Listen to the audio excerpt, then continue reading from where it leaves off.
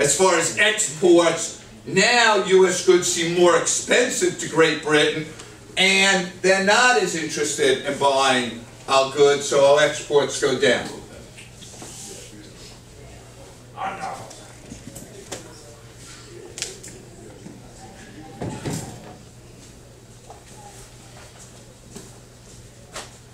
Okay. Hi, Elijah. All right, I'll let you just copy that graph for a second.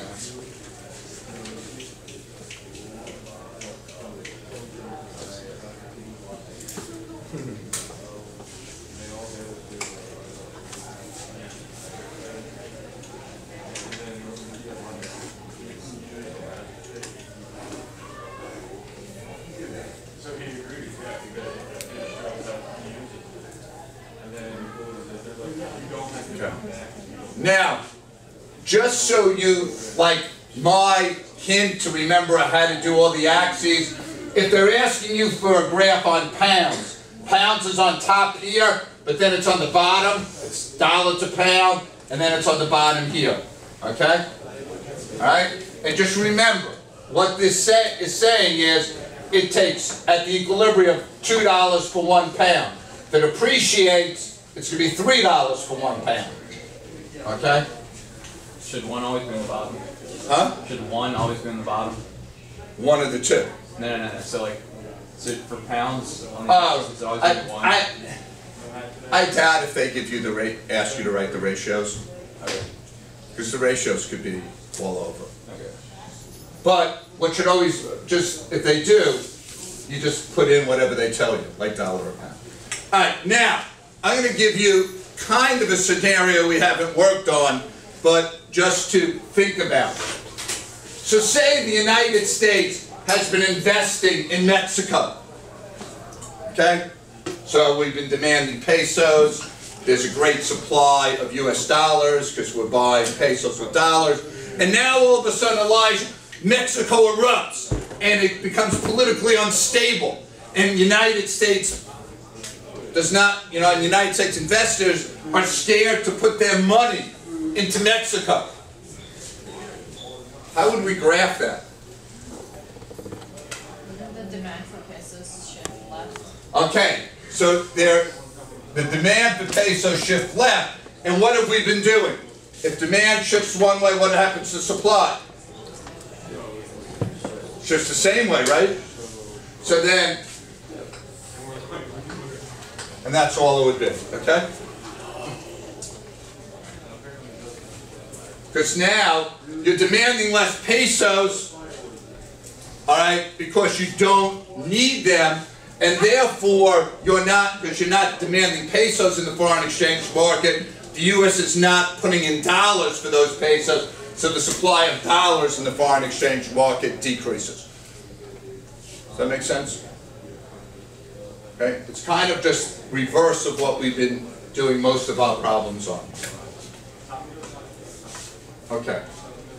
Again, on the AP exam, they usually ask you only to graph one of them. I just don't know which one they're going to ask you, so I've been giving you both, so you have that practice. Okay. This is just to show you appreciation. All right. Now, here are the 4 shifters of exchange. One is change in taste. So British tourists flock to the United States. All right. So what do people in Great Britain need? They need US dollars. So the demand for US dollars increases. What do they have to give the people at the foreign exchange market for US dollars? They have to give them pounds. So demand for US dollars increases, supply for pounds increase. Okay? The dollar is going to appreciate, the pound is going to depreciate. Okay? Demand for US dollars, because you need that. Supply of pounds, because they're going to give pounds at the foreign exchange market. Pound depreciates, dollar appreciates. The second shifter is change in relative income. And again, this is because of imports and exports. So if income in the U.S. doubles,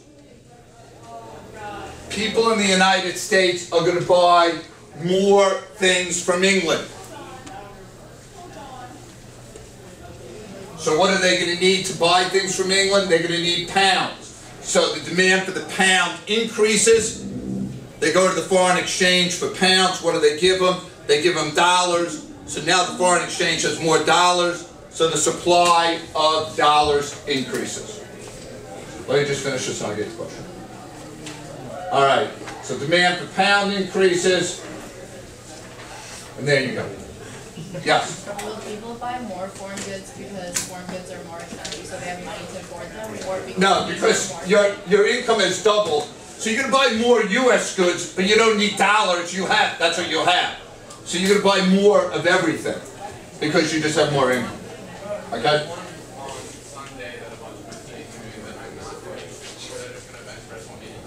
All right, the third is change in relative price level. And again, it's an import-export type situation. So if U.S. prices double, I'm just using double because it makes it more drastic. If U.S. price levels double, are people from Great Britain going to want our goods? No, they're too expensive. We're not going to want our goods. Okay? So therefore, people in the United States are going to buy Great Britain goods. So the demand for the pound increases, and when you go to the foreign exchange market and you give them dollars for pounds, the supply of the dollar increases. Okay? Look, I just want to leave that up for a second. Okay. Then the last one is change in relative interest rates. And again, here's the main difference. When we've been talking domestic, we've wanted low interest rates. When we're talking foreign investment, think of buying bonds. If I have $100,000, I want the highest interest rate to buy a bond in. So if U.S. has a higher interest rate than Britain, people are going to demand dollars to buy U.S. bonds. What are they going to give the bank for those dollars? Pounds. So we're going to have an increase in the demand of dollars and an increase in the supply of pounds. Okay? Any questions on the four shifters for foreign exchange? Okay, you good? All right. I think all we have left then is an import-export graph. All right. Anytime the world price is higher than your country's price, you're going to export the goods. Okay? Because you have the comparative advantage. Your price is cheaper, so you're going to specialize here in steel. And I'm just going to give you the ones with all, hopefully. All right, so you notice now your consumer surplus is a little smaller, but your producer surplus has increased with D. So not only has producer surplus increased, we've added additional, which helps our economy grow. So the producer surplus, again, outweighs. So why? Because we could specialize, we could allocate our resources more efficiently, so therefore we have economic growth due to trade. Remember, trade is one of the three ways for economic growth. All right, the second one is, then I'm going to just reverse it, for imports.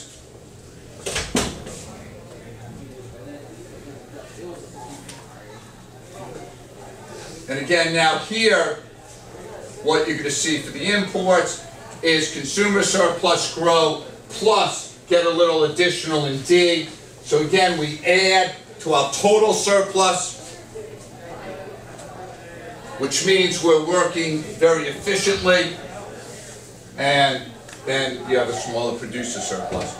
But because you add D, total surplus increases, so the economy as a whole benefits, even though some producers might be hurt. Yeah. So D, is that the default? No. It's the opposite almost as well. Where we didn't have it, we now bring these people in the market because of world trade. Thank you for asking. Okay. So you have an increase with total surplus used to be before trade A, B, and C. Total surplus is now A, B, C, and D. And that's why even though importing and exporting sometimes hurts producers and consumers, in the whole, it helps the economy. Okay. Well, what's next? Tariffs? Yeah. Am I going to put a tariff up somewhere? All right, come on. Tariff graph. There we go. All right. So here is the world price. Now, what generally happens is producers lobby Congress saying they can't compete at this world price. And we did the activity in class with United States putting a tariff on Chinese tires. So the tariff now, so again, here is your imports from Q1S to Q1D. Now, with the tariff, okay, world price goes up, so your imports now decrease. Why? More U.S. suppliers could supply at this higher price, and also the demand for the product goes down because quantity demand that goes down because of the higher price. So now you have Q2S to Q2 demand, imports are less. The problem here is these little triangles here, this and here, that's dead weight loss. So now we've lost total surplus due to tariffs. The rectangle from the blue up red, that's government revenue from tariffs. Go on. Like, how does this help domestic producers? Because wouldn't they still be buying, or wouldn't people still be buying abroad because the